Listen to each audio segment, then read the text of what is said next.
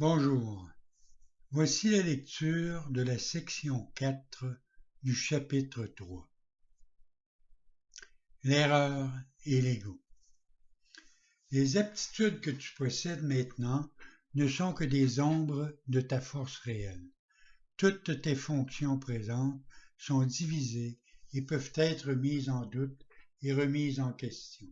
C'est que tu n'es pas certain de la façon dont tu vas les utiliser et tu es donc incapable de connaissance.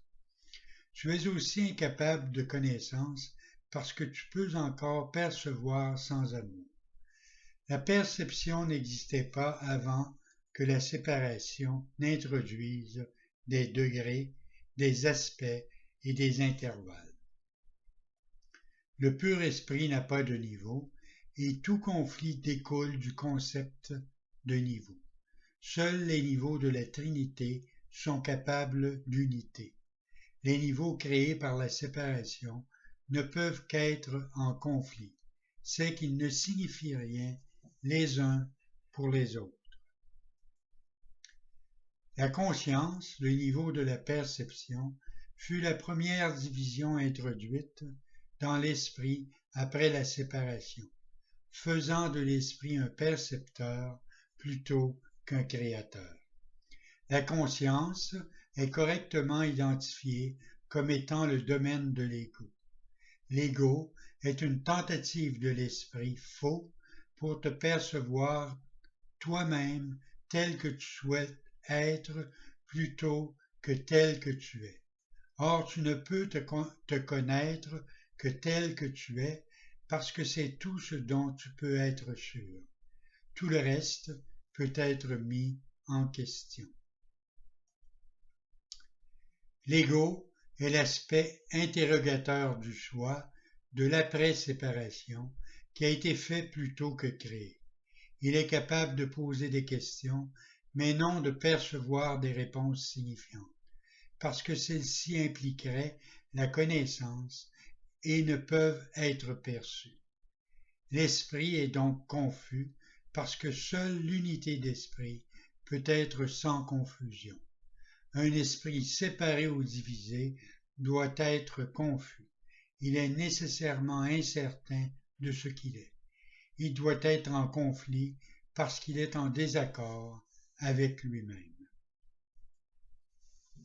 Cela rend ces aspects étrangers les uns aux autres et c'est l'essence même de cette condition propice à la peur dans laquelle l'attaque est toujours possible.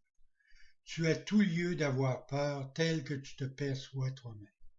C'est pourquoi tu ne peux pas échapper de la peur jusqu'à ce que tu te rendes compte que tu ne t'es pas et ne pouvais pas te créer toi-même.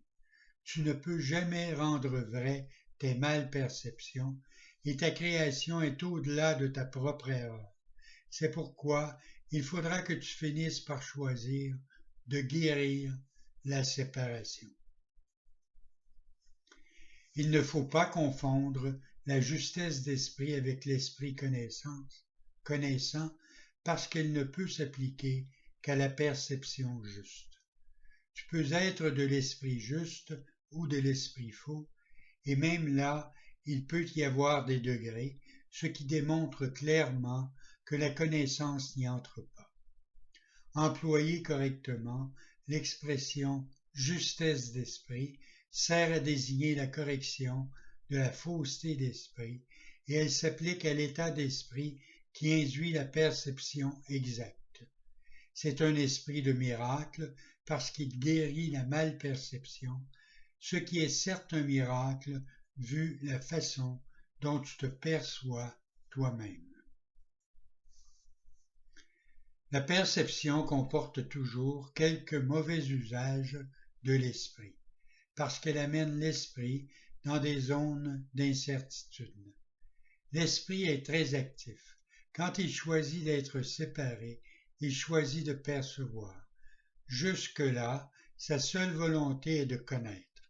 Après, il ne peut que faire des choix ambigus, et la seule voie qui mène hors de l'ambiguïté est la perception claire. L'esprit ne retourne à la fonction qui lui est propre que lorsqu'il a pour volonté de connaître.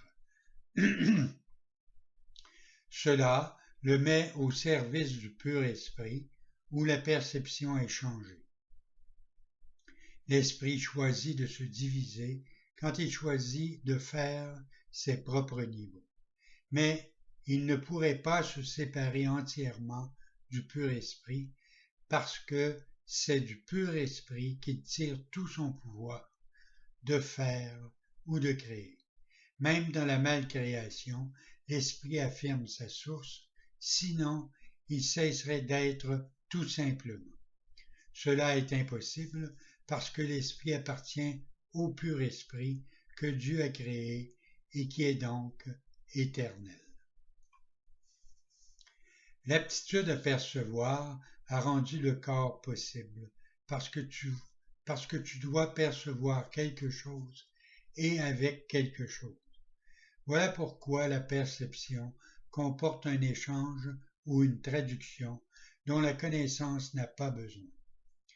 La fonction interprétative de la perception, une forme distordue de la création, te permet alors de penser que tu es ton corps, interprétation par laquelle tu tentes d'échapper du conflit que tu as induit.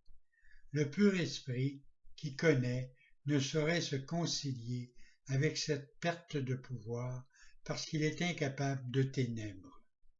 Cela rend le pur esprit presque inaccessible à l'esprit et entièrement inaccessible au corps. Par la suite, le pur esprit est perçu comme une menace parce que la lumière abolit les ténèbres en te montrant simplement qu'elles ne sont pas là. C'est ainsi que la vérité vaincra toujours l'erreur. Cela ne peut pas être un processus actif de correction parce que, comme je l'ai déjà souligné, la connaissance ne fait rien. Elle peut être perçue comme un agresseur, mais elle ne peut pas attaquer. Ce que tu perçois comme une attaque de sa part, c'est ta propre vague reconnaissance de ce que tu peux toujours te souvenir de la connaissance, puisqu'elle n'a jamais été détruite. Dieu et ses créations restent en toute sûreté et connaissent donc qu'il n'existe aucune malcréation. La vérité ne peut pas s'occuper des erreurs que tu veux, toi. J'étais un homme qui se souvenait du pur esprit et de sa connaissance. En tant qu'homme, je n'ai pas tenté de contrebalancer l'erreur par la connaissance, mais de corriger l'erreur de bas en haut. J'ai démontré à la fois l'impuissance du corps et la puissance de l'esprit. En unissant ma volonté à celle de mon Créateur, je me suis naturellement souvenu du pur esprit et de son but réel. Je ne peux pas unir pour toi ta volonté à celle de Dieu, mais je peux effacer toutes les malperceptions de ton esprit si tu me laisses le guider. Seules tes malperceptions te barrent la route. Sans elles, ton choix est certain. Une perception saine induit un choix sain. Je ne peux pas choisir pour toi, mais je peux t'aider à faire toi-même le juste choix. Il y a beaucoup d'appelés, mais peu d'élus. Devrait être tous sont appelés, mais peu choisissent d'écouter. Par conséquent, ils ne font pas le juste choix. Les élus sont simplement ceux qui font le juste choix plus tôt. Les esprits justes peuvent faire cela maintenant et y trouveront du repos pour leurs âmes. Dieu te connaît seulement dans la paix et cela est ta réalité. Bonne journée.